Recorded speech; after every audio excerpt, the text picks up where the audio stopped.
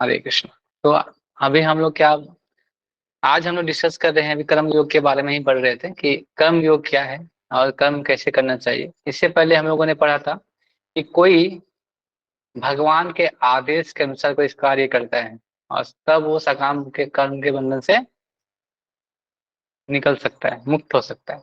जिसे वेदों में लिखा गया है कि हमें किस प्रकार से कार्य करना चाहिए, जीवन कैसे जीना चाहिए।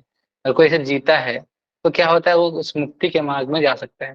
तो आगे हम पढ़ते हैं कि हमारे नेचर के अनुसार कैसे कार्य करना चाहिए, कि अपने प्रकृति के है साइकोफिजिकल नेचर है, उसके अनुसार कैसे काम करना चाहिए। तो ये श्लोक उसी के लिए है कि हम अपने नेचर के अनुसार कैसे कार्य करके आगे बढ़ सकते हैं भक्ति में। तो श्लोक इस प्रकार है।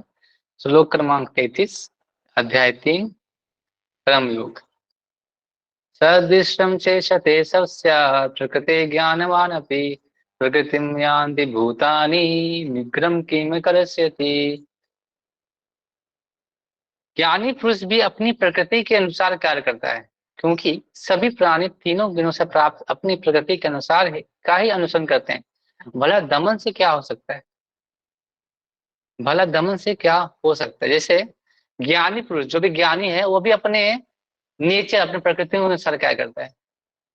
यहाँ पे तो अगर वो अपने प्रकृति के अनुसार काम कर रहा है, प्राणी क्या कर रहा है, वो तीन गुण, जो प्रकृति के तीन गुण है, से अनुसरण करके कार्य कर रहा है।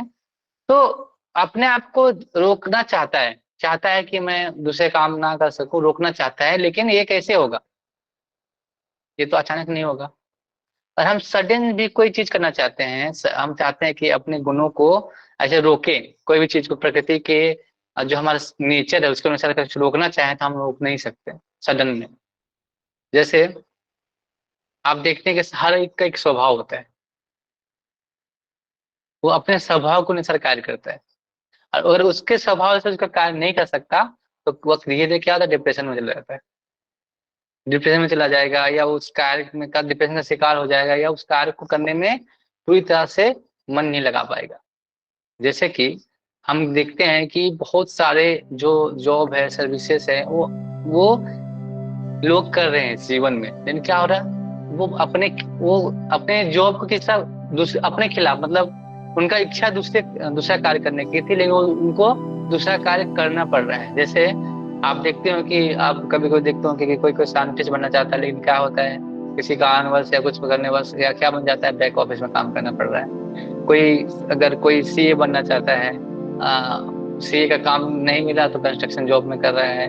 कोई अगर कोई ग्रेजुएशन कर लिया है, कुछ कुछ और बनना चाहता है, कुछ और बन रहा है, उनके स्वभाव से विपरीत काम कर रहा है। कोई लेखक बनना चाहता है, उसको इंजीनियर बना दे। कोई डॉक्टर बनना चाहता है, वो दूसरा कार्य कर रहा है। तो ये क्या हो गया, उसके नेचर उसका मेल नहीं खा रहा है उसके इच्छा के अनुसार। तो क्या होगा, वो धीरे धीरे अगर वो नहीं तो उस नौकरी से या उससे परेशान हो जाएगा। और परेशान हो गया तो क्या होगा, उसका दमन हो जाएगा। वो उस जगह से वो 4 दिन टिक नहीं सकता। आपने देखा होगा बहुत सारे लोग क्या करते हैं, अपने जीवन में किसी कारणवश जबरदस्ती कोई कार्य को करने का प्रयास करते हैं, लेकिन वो क्या होते हैं, कुछ समय तो अच्छा होता है, लेकिन क्या होता है, फिर से उनके जीवन का में वो फेल हो जाते हैं, असफल हो जाते हैं। तो ऐसा नहीं हो सकता। तो हमें भी कभी भी अपने दिखावा या ढोंगी, या ऐसे ढोंगी नहीं बनना, दिखावे के स्थिति में नहीं जाना है। अगर हम समझते हैं कि हम बहुत अच्छा त्याग कर लेंगे, या बहुत अच्छा हम त्याग कर सकते हैं, ऐसा तो ऐसे नहीं सोचना चाहिए कभी भी।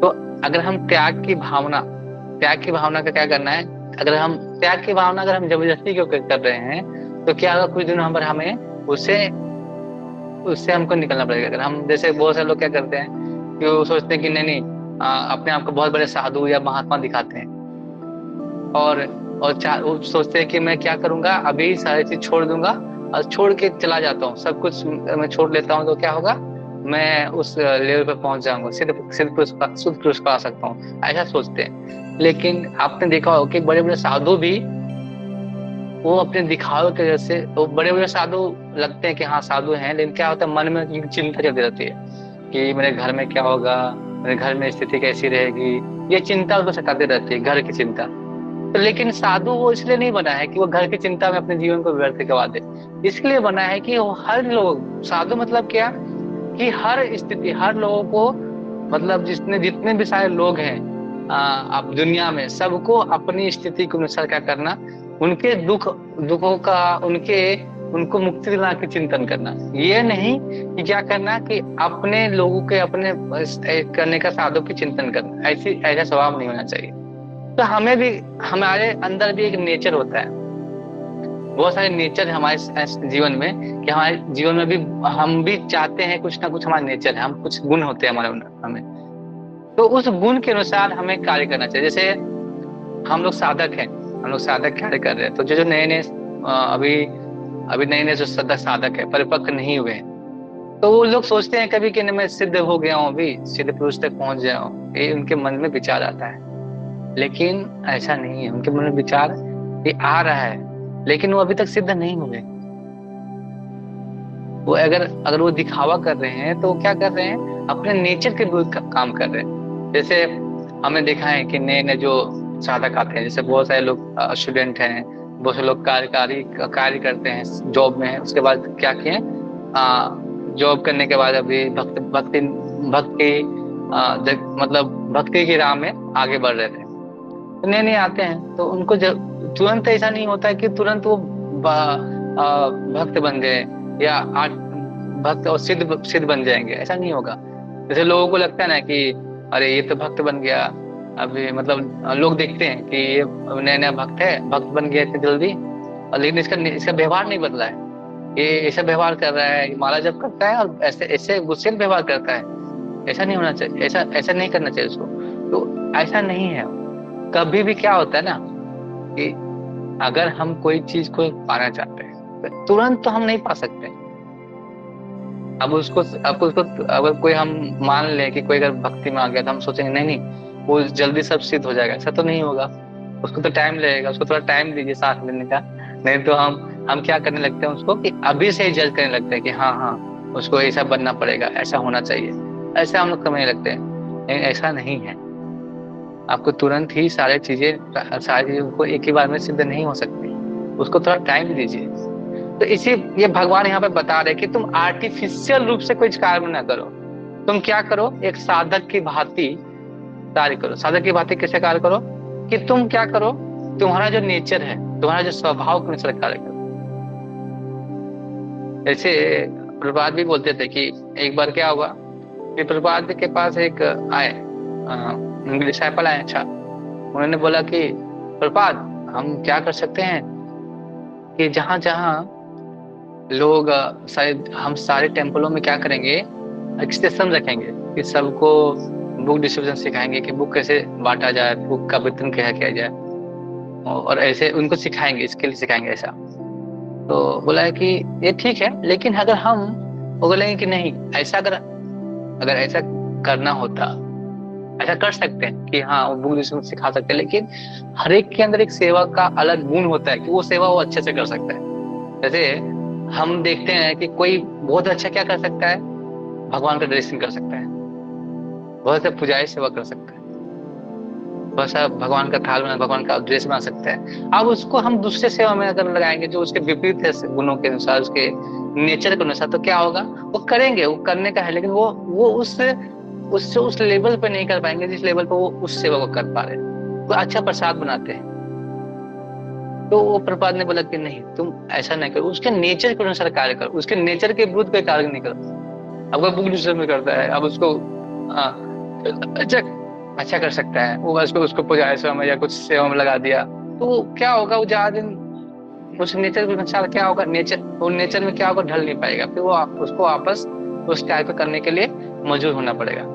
तो हमें क्या करना पड़ेगा कि उसके नेचर के अनुसार, जो उनका सेवा, जो साइको फिजिकल नेचर है, सबका एक नेचर होता है, आपके अंदर भी एक नेचर भाव होता है। कोई कोई मतलब बहुत देखे हुए कि बहुत अच्छे से वो क्या करते हैं, प्रचार कर सकते हैं, बहुत अच्छे से लेक्चर दे सकते हैं, लेकिन कोई कोई बहुत अच्छा संगीत गाते हैं, भजन कर सकते हैं, भजन कर सकते हैं, और भगवान की पूजा आराधना कर सकते हैं। तो सब में नेचर है। हमको ये जज नहीं करना चाहिए कि उसको उस गुण से अलग करना है। हाँ, सबको थोड़ा थोड़ा सब कुछ आना चाहिए, ये हमारे साधना में जो जो चीजें हैं वो आना चाहिए, लेकिन ये नहीं कि अपने गुणों के विरुद्ध कार्य करें। अपने स्वभाव से जिस समय आप काम करेंगे, सेवा करेंगे, वो ज्यादा दिन आपको, आप उस स्वभाव से करेंगे तो आपका जीवन वो ज्यादा ज्यादा अच्छा तरह से चल सकता है। और ऐसे ही सेवा करते करते ही हम भगवान की भक्ति करते रहेंगे और कृष्ण महात्मा में बढ़ते रहेंगे, तो हम भगवान के धाम की ओर कूच कर सकते हैं। बस यही यही सेवा भाव से, अपने नेचर से, अपने स्वभाव के अनुसार कार्य करेंगे, सेवा भाव रखेंगे। यहाँ पे लिखते हैं प्रभुपाद, अतः पुण्यता कृष्ण भावना हुए बिना नियत कर्म का परित्याग नहीं करना चाहिए। हम लोग सोचते हैं कि हम त्याग कर दिए, हम लोग बहुत बड़े त्यागी हो गए हैं, वो आर्टिफिशियल से त्याग करें, लेकिन क्या होता है कि हम जब उसको छोड़ के आते हैं तो हमारी चिंतन होने लग जाती है कि वो कैसे होगा, ये कैसे रह रहा होगा, ये चिंता हमें सताते रहती है। तो क्या होगा, आप तो यहाँ पे हैं, लेकिन आपकी जो चेतना कहाँ पे है, दूसरी जगह पे फैली हुई है। तो इससे क्या होगा, आप त्याग तो आप मन से त्याग नहीं कर रहे हैं, त्याग की चेतना की भावना वैसा नहीं है, तो आप पूर्णतः रूप से कृष्ण भावना नहीं हो सकते। किसी भी सहसा अपने नियत कर्म का त्याग करके तथाकथित योगी कृत्रिम अध्यात्मवादी नहीं बनना चाहिए। वो क्या बोल रहे हैं कि हमें किसी भी सहसा नियत कर्म करने से त्याग करके कृत्रिम अध्यात्मवादी, मतलब आर्टिफिशियल को स्पिरिचुअल नहीं बनना है, स्पिरिचुअलिस्ट नहीं बनना है। कि लोग अभी देखते हैं कि बहुत से तथाकथित साधु दिखाते क्या जाते हैं कि मैंने अपने जीवन में बहुत सारे कार्य मतलब दिखाते हैं कि ये त्याग करो, ये त्याग कर बताते, लेकिन अपने जीवन में त्याग वो होना नहीं रखते। ये सब आर्टिफिशियल है। उसके अलावा क्या करते हैं, अच्छा तो ये होगा कि अथाह स्थिति में रहकर श्रेष्ठ प्रश्न के अंतर्गत कृष्ण भाव प्राप्त करने का प्रयत्न किया जाए, जिस प्रकार कृष्ण को माया के बंधन से मुक्त हो जाता है। जैसे कि हम वाराणसी में ब्रह्मचारी हो, गृहस्थ हो, सन्यासी हो या वानप्रस्थ हो, कोई भी आप स्थिति में हो, उस स्थिति में रह के आप भगवान के उस स्वभाव से अपने कार्य को कर रहे हैं, वो ज्यादा अच्छा है, ना कि अपने आर्टिफिशियल मतलब कृत्रिम रूप से किसी का त्याग करके अपने आप को क्या कर रहे हैं, अपने आप को हम सिद्ध पुरुष बनाने का प्रयास कर रहे हैं। इसका प्रयास नहीं करना चाहिए। तो सबसे अच्छा चीज क्या है, जिस स्थिति में हो, यथा स्थिति में जो अपने स्वभाव के अनुसार कृष्ण भावनामृत रह के धीरे धीरे त्याग करना है। ऐसा नहीं कि तुरंत त्याग करना है, तुरंत हमें कोई भी चीज कृत्रिम जो भौतिक चीजों का त्याग नहीं कर सकते तुरंत। हाँ, आप धीरे धीरे करेंगे तो हो सकता है। आप सोचेंगे कि मैं एक ही बार त्याग करूंगा, तो ऐसे नहीं हो सकता, क्योंकि इतने चीजों से आप अपनी इच्छाओं को पूरा कर रहे हैं इतने, तो अब तुरंत आप भौतिक इच्छाओं को तुरंत त्याग नहीं कर सकते। तो हमें ये प्रयास करना चाहिए कि अपने जीवन में जो भी चीज, अपनी स्थिति है, अपने कार्य करने की, सेवा की जो स्थिति है, अपने स्वभाव की स्थिति है, उस स्थिति के अनुसार हमको अपने कार्य में लगे रहें, जिससे भगवान के जो धाम है, भगवान के धाम की प्राप्ति धीरे धीरे हम अपने भगवान के धाम की ओर की प्राप्ति के लिए प्रशस्त हो जाएंगे। इसी तरह से हो। तो हम इसके बाद हम लोग आगे पढ़ेंगे, कल पढ़ेंगे राग और द्वेष के बारे में, कि अगर कोई हमारे अंदर इंद्रियों को, हम इंद्रिय अर्थ के बारे में पढ़ रहे हैं, उसमें हम राग और द्वेष की कहाँ स्थिति है। अगर हम आसक्ति है और राग और द्वेष बनाए रख रहे हैं, तो आप कभी भी आगे अपनी चेतना को शुद्ध अवस्था में नहीं कर सकते, जिससे आप भगवान की प्राप्ति कर सकते। तो शास्त्रों में कैसे दिया गया है कि अपनी जो चीजें हैं राग द्वेष से कैसे मुक्त हुआ जाए, उसके बारे में हम कल चर्चा करेंगे। हरे कृष्ण। आज किसी का कोई सवाल है या कुछ बोलना है तो बोल सकते। तो लाइट भी चला गया है, बारिश हो रहा है इधर तो।